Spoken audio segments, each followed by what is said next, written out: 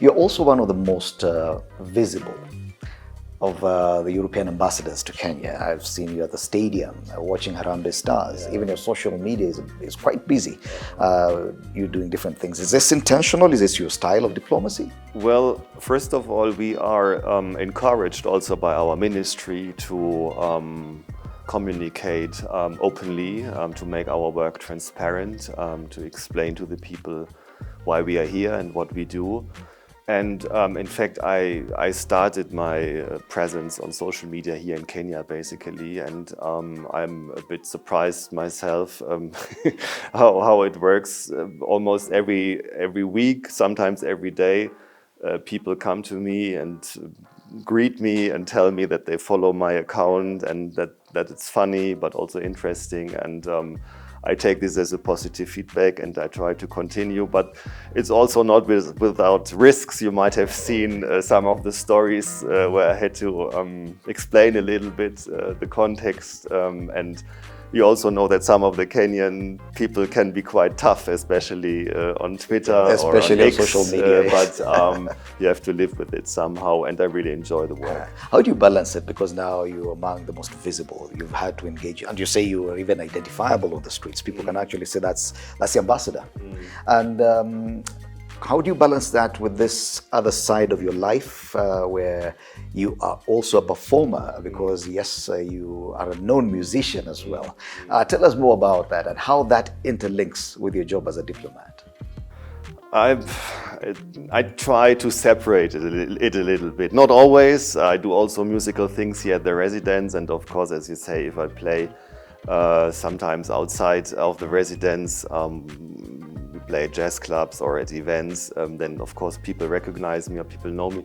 But sometimes we also play at the coast or in Kisumu, and then it's totally undercover. People just see the Mzungu at the piano and don't ask. And they don't know it's the ambassador. They don't ask, I don't tell. So I just make my music, and yeah, generally I try to separate it a bit. All right. So when did you realize you had this love for the piano? And we are hoping that you'll get to play for us something on the piano. Tell us more about that. I started when I was 8 years old, coming up in a very musical family. My mother was playing the piano, my father is playing the double bass. He still plays with 84. So it was quite natural for me also to start an instrument.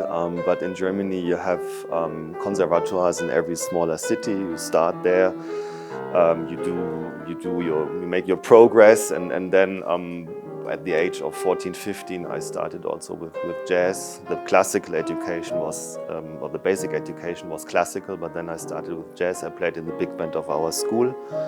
I had an own small jazz band and a first jazz teacher who was quite a known pianist in the region where I'm coming from. Then I made a little break during my university years, and I restarted afterwards when I also went to Berlin for the foreign ministry, because we have a foreign ministry jazz band there. So I played the piano there, and we were invited by embassies from time to time to play at our national day, or just because the ambassador wanted us to perform there. And I took, again, lessons with an Italian jazz pianist, who I also invited to come here to Kenya and play 2 years ago. Yeah, now I'm playing here, but I'm playing quite a lot here now, probably even more than before. Right, and we're made to understand that you also play as part of a band here. Yes. Tell us more about that band now. Yeah, it's basically a piano trio, so piano, bass and drums, but we are playing a lot with a guitarist also called Eddie Gray, who I got to know in 22 because he was invited before me coming here to participate in a tour of the Goethe Institute about the jazz scene and the jazz business also in Germany. And the other two musicians, the bassist player, I only know his nickname is Danger, even if he's not a dangerous person, a very, very lovely person. But I played with him already when I was here the first time, 21 to 2004, so we reconvened. And he brought on board a young, fantastic drummer called Philip Odupa, and the band is called the Muthaiga 3 because we are rehearsing here in Muthaiga. It's not the best name, but now it's our name. And when we play with Eddie, we say then featuring Eddie Gray. Yes, and you say you try to balance between the music side and diplomacy, but do they ever come together? Do you ever find that you need to use music towards your diplomatic duties? In a way, yes. You know, I organize regularly jazz events here at the residence, where we start with our band, and then it's opened up for a jam session with a number of Kenyan musicians. Always there are around 10 to 15 other Kenyan musicians here that chip in, that come in, that bring their own bands in. But the other parts of the guests are diplomats, politicians, businessmen, cultural people, journalists, friends of mine, a very, very weird mix of people. And this is always a very special thing where at least people tell me it is always a very nice evening, and we have a fantastic nyama choma barbecue and some beer and wine.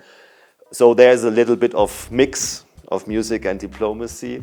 I also do sort of more serious things. Sometimes we have German musicians that are touring Africa, and they are then performing here. So we had a very good duo, cello and piano here, and then I'm inviting also my friends from the diplomatic community and from the Kenyan government who I know that are interested in music to join us for this evening. And then of course it's also a mix of networking, of cultural performance and music, and just the fun of being together. All right.